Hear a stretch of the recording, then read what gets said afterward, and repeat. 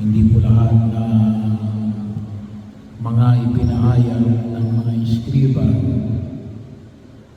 ay sinasalungan ni Jesus. Sapagkat katulad doon na ipinamanig natin sa Ebanghelyo ngayon sa araw dito, na ipinamanig darating si Elias. Sabi nga ay kinakailangan dumating si Elias para ihanda at dumating na. Hindi lang nila nakilala sa gitna nila. Well, sapagkat yun ang itinuturo sa banal na kasulatan. Darating si Elias para ihanda ang daraanan ng Panginoon. At yun po yung binibigyan natin ng pansin ngayong panahon ng Advento. Ang tinig na sumisigaw sa ilang, ihanda ninyo ang daraanan ng Panginoon. Patagin ang mga lubak-lubak na daan, pagsisiyan at daigdan ang inyong mga kasalanan. At isang preparation ng tao ay napakahalaga po yung elemento ng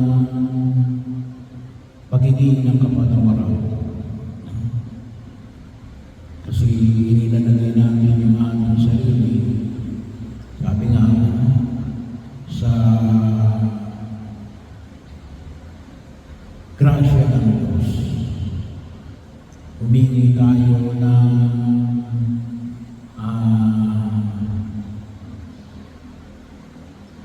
lakas sa pamagitan ng paghahanda natin na mapatawad ang ating mga kasalanan. Isang maliwanag na tanda, tulad po ng ipinamanig natin, na napakahalaga sa pagkilos, lalong-lalo na ng pagtugon ng mahal na Birhen Maria.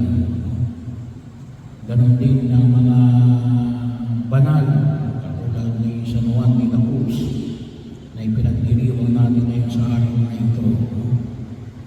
Yung pagsisisi ng kasalanan, isang mahalagang yugto. Sabi ko nga, apat mula sa 7 sakramento ay may elemento ng pagiging ng kapatawaran sa ating mga kasalanan. Yun ay more than 50% ng mga sakramento. At isa na rin araw ito ngayon yung ating gagawin, yung pagbibigyan, paghingi ng kapatawaran. At kahit na yung banal na pagdiriwang natin ng misa ngayon, na kalimitan binibigyan natin ng diin sa pasimula mo lamang ng pagdiriwang. Kaya nga ina-amplify ko yan kapag araw ng linggo sa pamagitan ng pagwiwisik ng tubig sa simula ng banal na pagdiriwang ng misa. Kaya bahagi yun, kung tusin mo yung pagwiwisik ng tubig, ay mas proper bago magsimula ng misa kaysa sa pagkatapos ng misa. Kasi nandoon yung elemento ng pagsisisi ng kasalanan. Kaya nga tayo ay kanina sa pagsisiyan natin ng ating mga kasalanan at hingin natin ang kapatawaran sa harapan ng Panginoon. Kaawaan tayo ng makapangyarihang Diyos. May kaakibat na solusyon. Pero yun, napakahalaga yung pagkilala ng ating kahinaan at kakulangan. Pagkakataon na kung saan ay maihatid natin sa harapan ng Diyos. Kung mayroon tayong mga kasalanan, magsisi tayo. Huwag na natin ipagmamalaki. Wala tayong ipagmamalaki sa ating mga kasalanan. Kaya nga, yun yung paghahanda na ginawa ni Elias sa pamamagitan ng ipinamaningaw ni Juan Bautista. Kaya sa ating yung pagkilos, ano man yung ating pamantayan sa buhay sa daigdig na ito, ay sabi nga, magsimula tayo na may malinis na kalooban sa pamagitan ng paghingi ng kapatawaran sa mga pagkakataong tayo ay nagkulang sapagkat kulangan tayo lalakas ng loob at magiging maliwanag na magabayan ng ating isipan upang maitaguyod natin ang misyon na ipinapahayag ng ating Panginoong Jesucristo. Kaya kung sino sa larangan ng pananampalataya, hindi lang po sa larangan ng pananampalataya kung sino. Pero kung sabi na natin, yung mismo pagkilos natin ay dapat nakasalalay doon sa atin na paghahanda ng ating sarili. Marami tayong paghahanda pero nakakalimutan ko minsan natin yung elemento ng paghingi ng kapatawaran sa harapan ng buong may kapal. Sapagkat hindi naman tayo perfecto.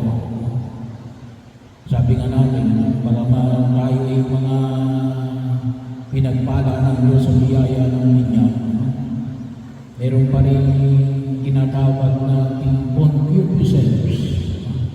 Ano ba yung concupiscence niya? Yung tendency to sin. Yung pagkiling sa paggawa ng kasalanan. Bahagi yun na tayo ay nabahiran ng pagkiling sa paggawa ng kasalanan. Hindi mang lugar na tayo magkakasala. Pero gawa ng tayo nabahiran ng pagkiling sa paggawa ng kasalanan. At makita natin na tayo nagkasala, ay hindi tayo natawag. Kasi yun yung panyayan na pinapahayag ni Jesus. No? Yung puting damit. Kaya nga ako sa binyag mamaya, ilalagay yung puting damit doon sa mga yung tayo ay kapag tayo nagdinibig, kapag mga church worker, naglalagay din tayo ng puting damit. No? Bakit? Para yun ang dapat na pinapanatili natin. Ay, nadumihan. Ay, linisin. No? Nadumihan. Wala tayong magagawa. Sapagkat bahagi yun ng ating pagkatao, pagkilala ng kalinaan at kakulangan natin. At yun ay, sabi nga natin, ay given, kung sakaling magkasala, ay humingi ng kapatawaran. At yun ang napakahalagang paghahanda. Napakahalagang paghahanda sa anumang uri ng pagkilos natin sa daigdig na ito. Yung pakinabangan natin yung sakramento